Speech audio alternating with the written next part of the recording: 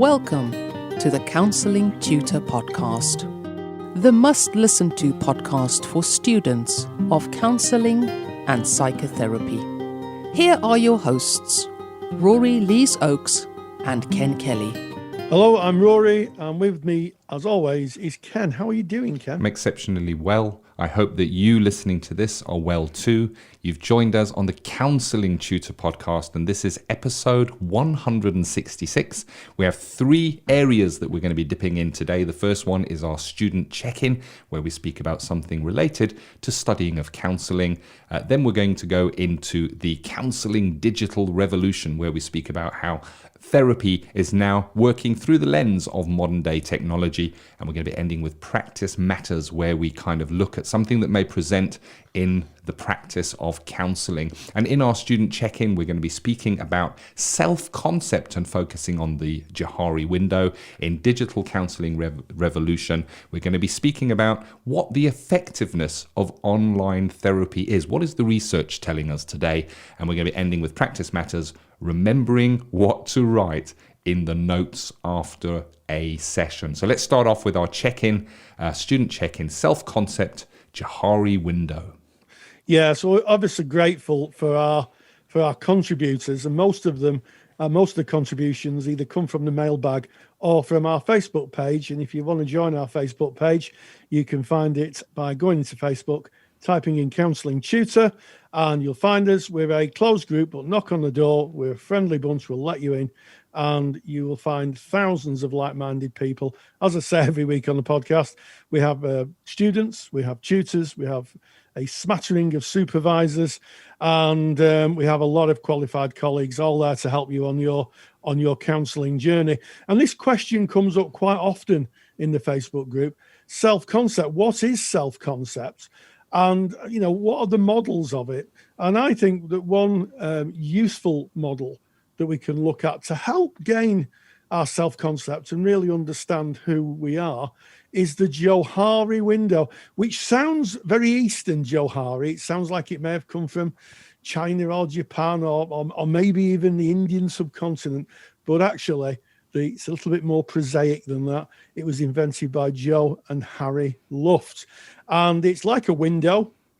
If you think of a window with four panes in, and what happens is that sometimes in class you're given this four-pane window and you're asked to write in one pane, the top left-hand pane, what do you know about yourself and what do others know about you? That's quite a simple starter, isn't it, Ken? It is, yeah. Known to self, known to others. It's what is like plain. Everybody knows.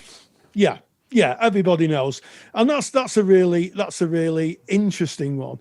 And then you could go across. You go kind of right across to the next pen. Go to the right, and you write in things that are known to others, but we don't know ourselves. They're interesting, those, aren't they, Rory? They're interesting. And when I did this, I was when I was a younger teacher training at Townside College. I was teaching Johari Window to some level 2 groups, and I was saying, I wonder what I could put in for this. And one of my colleagues said, "What about talking to yourself, Rory?" And I said, "I don't talk. What do you mean talking to yourself? I don't talk to myself." And he said, "You're constantly talking to yourself." Yep. And I said, "No, I'm not." And he said, "Yes, you are, Rory. You're just a stream of consciousness from the minute you come in the office to the minute you go out."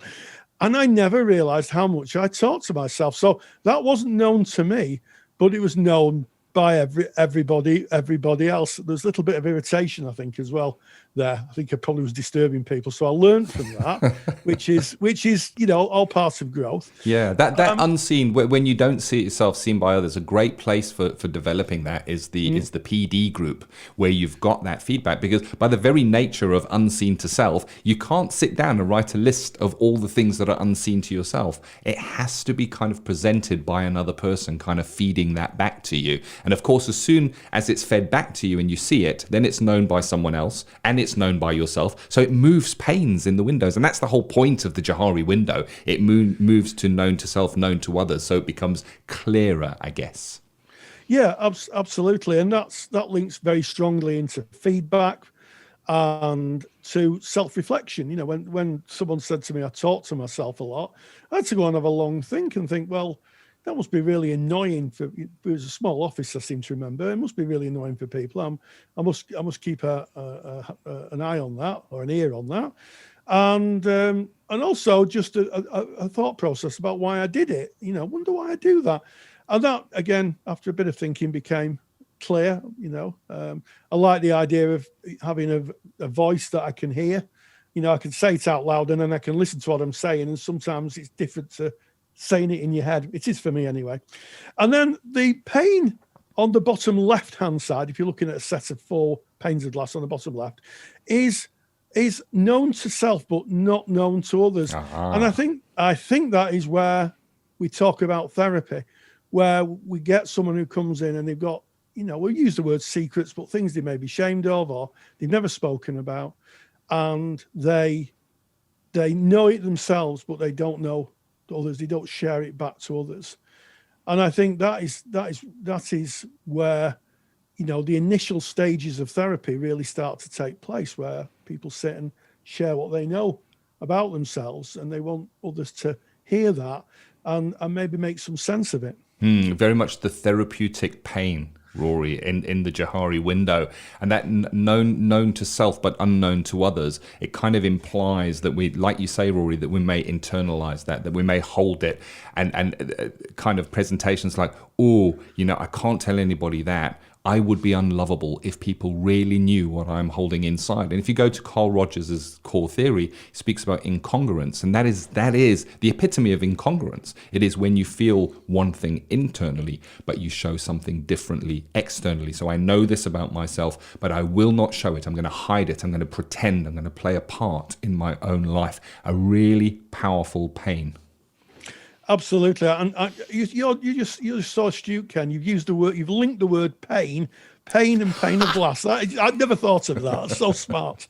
And then finally, if we go to the pane of glass on the right hand side, the bottom right, that is unknown to self and unknown to others. And the question always came up when I used to teach this.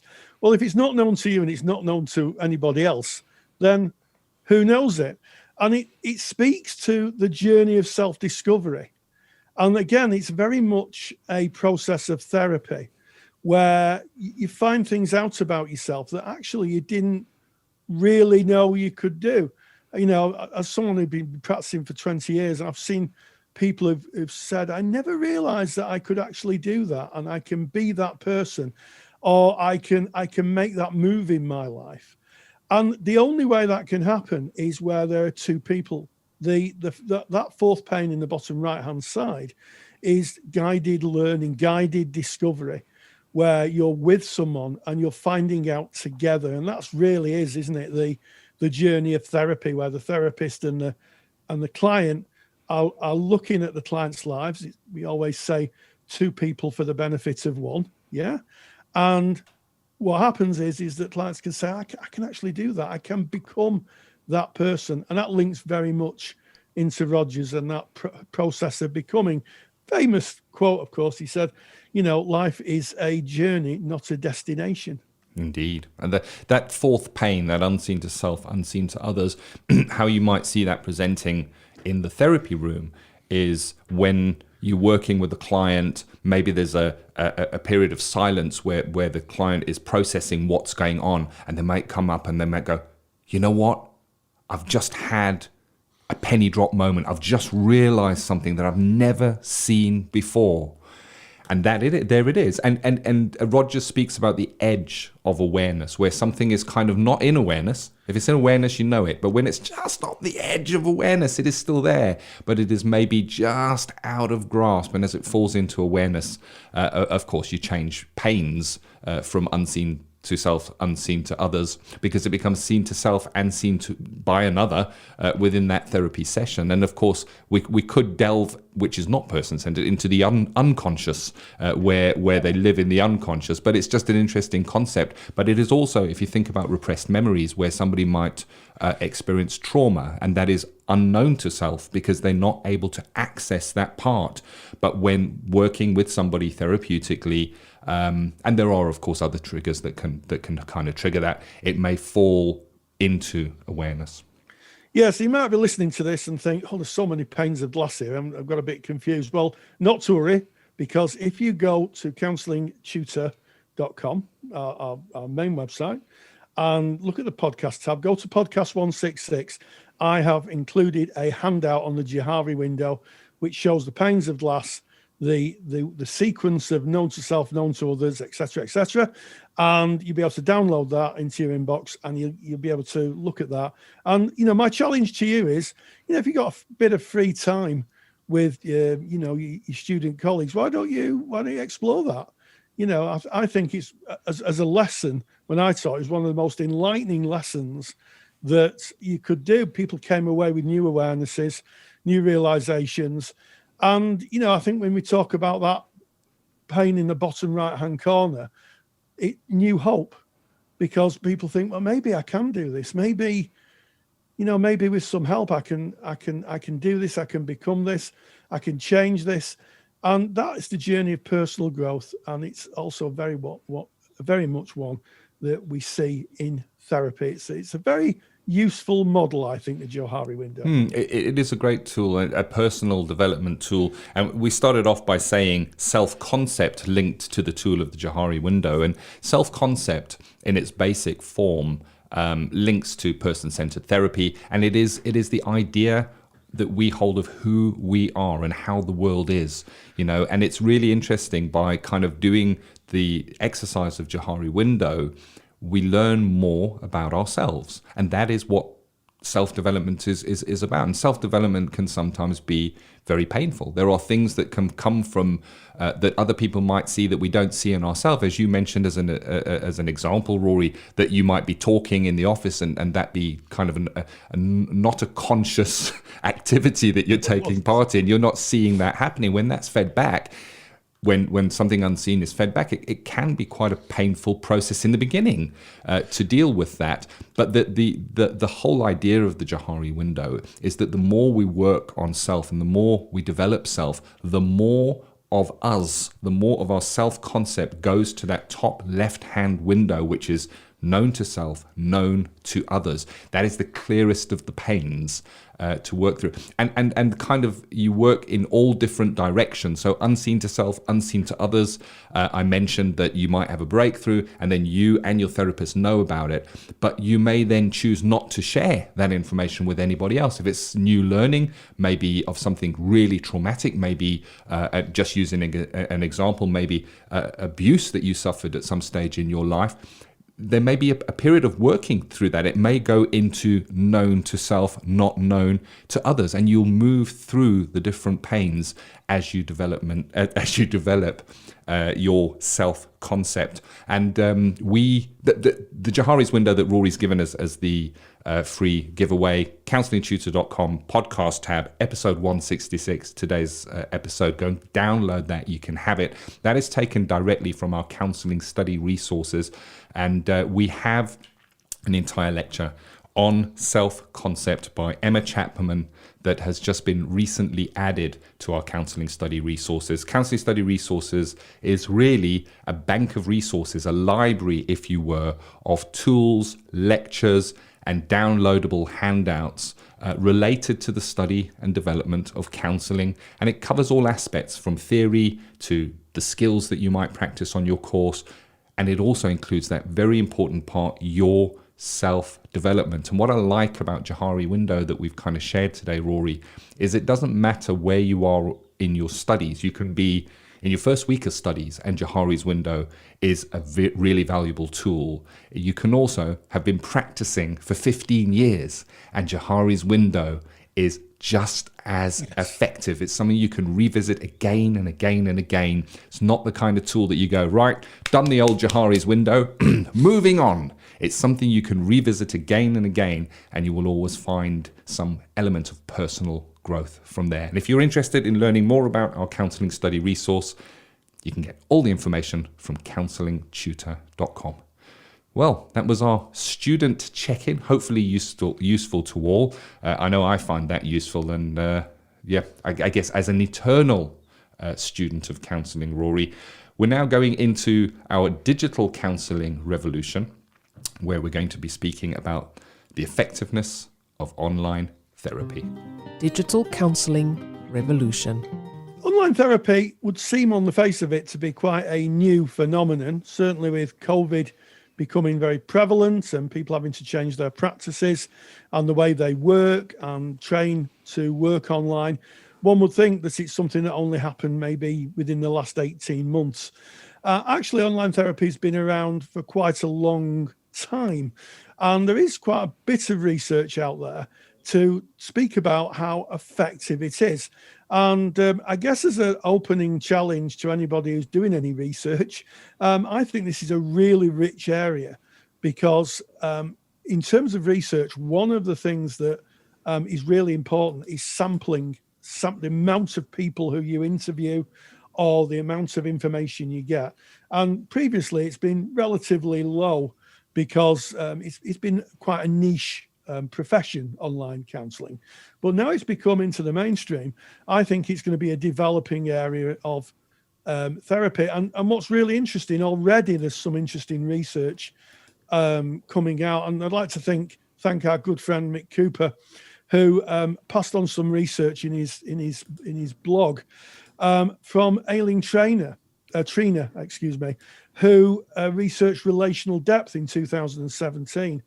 And she came across, and you never guess what, Ken. You'll never guess. Tell me. Tell me.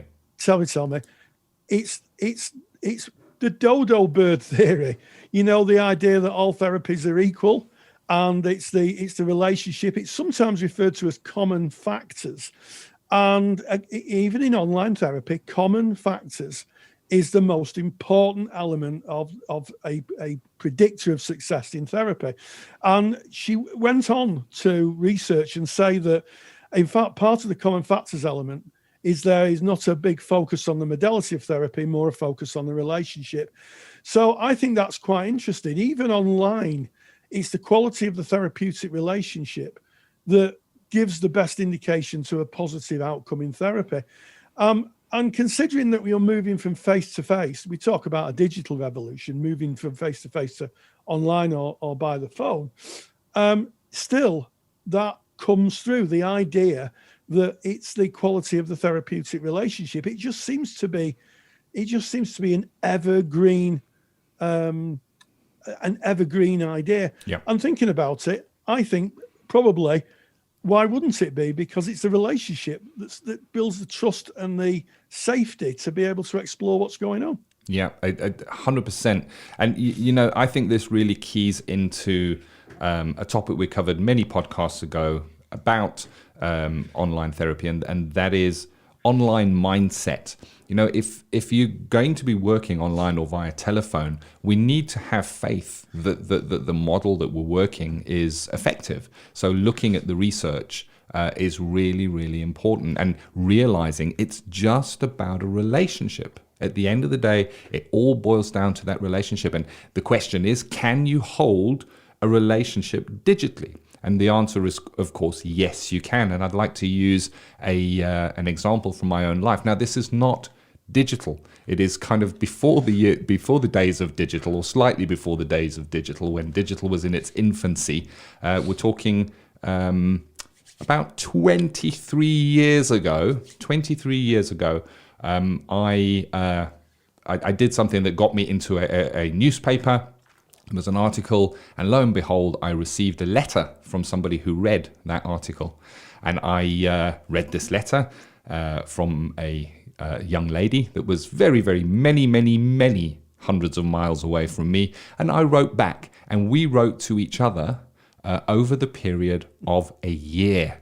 And that was our only communication. It was pen and paper, writing to one another over the period of a year. And I really felt that I got to know this person. She felt that she really got to know me. We eventually met up, and we had so much that we already knew about one another. It was almost like love at first sight when we saw one another, because we had an existing relationship in place. And I'm very pleased to say that we got married, and we celebrated our 21st wedding anniversary just a few days ago from making this recording. And I think that is an example that a relationship can be built up without having to physically be there in person.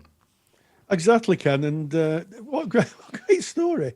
And the other thing, of course, is that what you're talking about is asynchronous communication, which very, very much links into the online world. Asynchronous is where nowadays we talk about text or email, but you sent some information. It went by the postal system. It was received. It was read. It was consumed. It was thought about, and a response was sent. And within that, there were a time delay, and that's asynchronous communication. Synchronous is rather like what Ken and myself are doing. We're talking in real time. But to go back to the research, there's some very interesting preliminary research that's coming out. And again, talking about the research of Aileen Trainer, she said that internet-based interventions are more likely effective in treating psychological problems such as PTSD, panic, and anxiety attack. And she concluded they may be less suited to psychological, physiological, or somatic disorders. So she would be speaking there maybe about people who are having body pain through trauma. And I think probably, and I'm making a guess here, this isn't any research, this is just a guess. I think in the therapy room, you probably see more of the client and therefore are more able to connect with what's going on for them physically. There were some age ranges which were quite surprising in this research. It was saying that young people 19 to 24 seem to kind of get a little less from online therapy, but mid-range adults 25 to 39 seem to gain more from it. And anybody over 40, may be variable. And I think the interesting thing with this is that, of course, that research was 3 years ago. So those people who would be now, at the time, 25 to 39, will be now 42. So I think as people move through the internet world and we see more people using the internet, and it becomes more of a day-to-day thing, that actually online therapy will become quite, well, it already is quite mainstream because of COVID, but I think people have been more accepted of it. And it'd be interesting what the research comes out in the years to come. I suspect that there's going to be a lot of research on the effectiveness of online therapy, and I'd be very interested to see the results. My feeling, and this isn't scientific at all, is that it will be very positive, because it just comes down to people wanting to be heard. Yeah. And wanting to speak their truth to someone who's independent. Yeah, someone who listens non-judgmentally. But it just really does boil down to the basics at the end of the day. I think it's about looking past the fact that there is technology that is kind of mediating the relationship. At the end of the day, it's all about that relationship. And you're right, Rory. I think we're going to see a lot more in terms of research as the sample size increases. You spoke about the effectiveness of research is based on the sample size. The bigger the sample size, the better the numbers you're going to get out of that, or the better research findings you're going to get. And the numbers of clients now taking up online or telephone counselling is just rising and rising and rising. And you mentioned, Rory, there's nothing new about online communication. It's been around for some time. I did my qualification in online and telephone counselling back in 2012. And back then, there wasn't as much research as there was today. There was some research about, and it did show that there was positive outcomes from online work, but so much more work has been done. And who knows, maybe you listening to this, you might go on to do some research yourself. And we hope that anyone that is doing any research, ask you, please share that with us. We'd be very, very interested in those findings. We like to report on the Digital Counselling Revolution, and that research is certainly part of that. Absolutely, it will drive forward what is now a becoming a mainstream way of practicing, and I think we're in for a very exciting time. I think that the move online is just as exciting as Rogers buying tape recorders in the 1950s and sitting around a reel-to-reel tape recorder listening to counselling interactions and doing the Q-sort research. Look it up, Q-sort research. But it is a growing edge, and I think a really ripe area for research. So I'd encourage anybody who's thinking of doing any research to start there, because I think that I think our profession would really benefit from it. Definitely. Like anything, it's about training at the end of the day. Train in online and telephone therapy to become competent and to get the skills needed. And we do offer a training course in online and telephone counselling. And if you're interested in the Counselling Tutor online and telephone counselling course, you can get more information just by going to counsellingtutor.com. All of our information is there on our mother site. As we walk away today from the Digital Counselling Revolution, we now go into Practice Matters, where we're going to be speaking about remembering what to write in notes after a session. Practice Matters.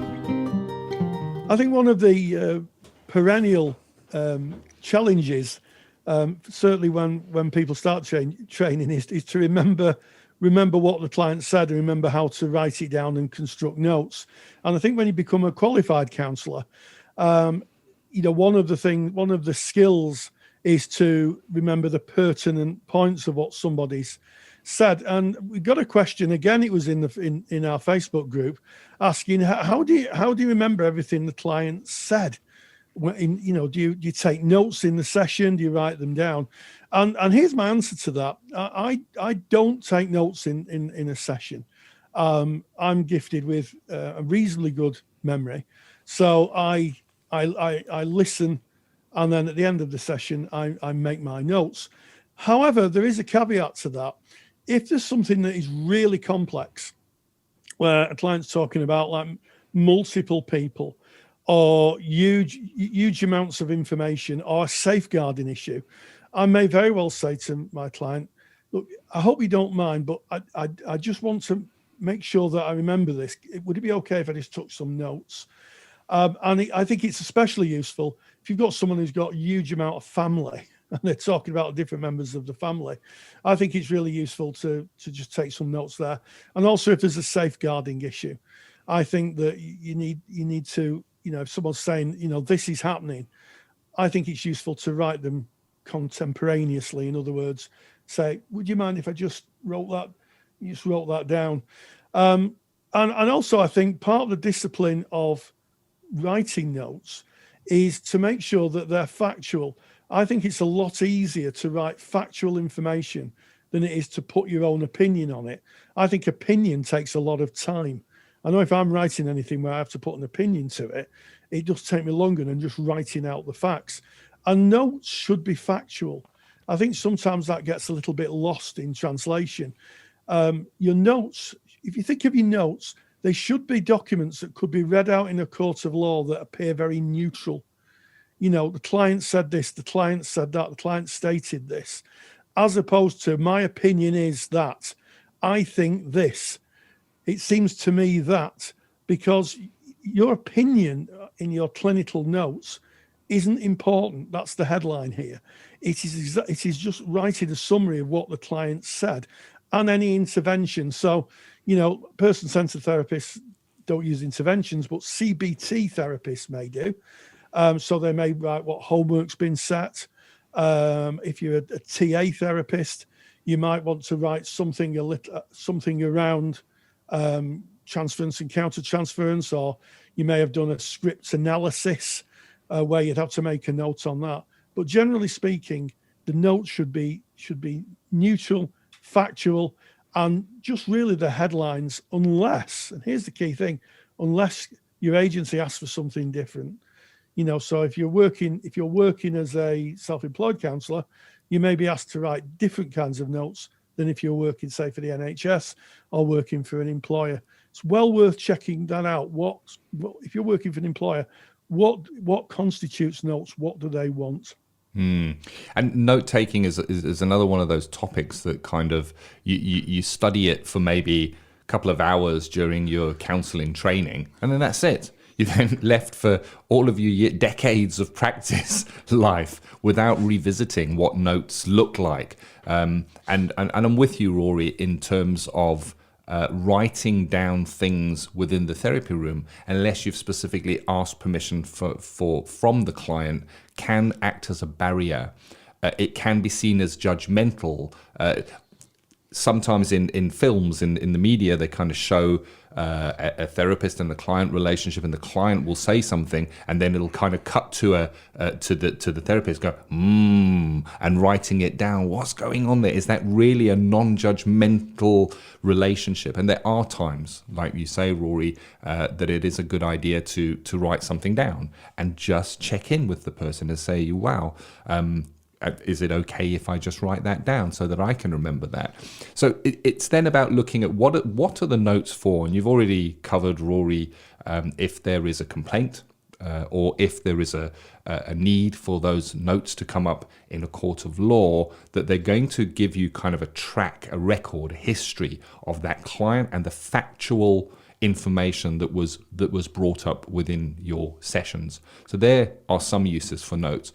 But the main use for notes is to kind of refresh your memory when that client comes in, because you might be working with quite a client base, and it's very easy for one story to kind of blend with a different story. So just getting your facts right before that client comes in, refreshing your memory of who they are, what they're bringing, where they're at in their therapy. A client may say, as they're just about to leave, blah, blah, blah happened to me, but you know what, I'll bring that next time. Have that on hand. If that's what they said, they want to bring it next time, at least have it ready. Doesn't mean you have to introduce it and say, aha, when you left last time you said you wanted to bring this, but they may well bring that in, and then you can kind of bring in and say, yes, you mentioned that you might like to bring that this time.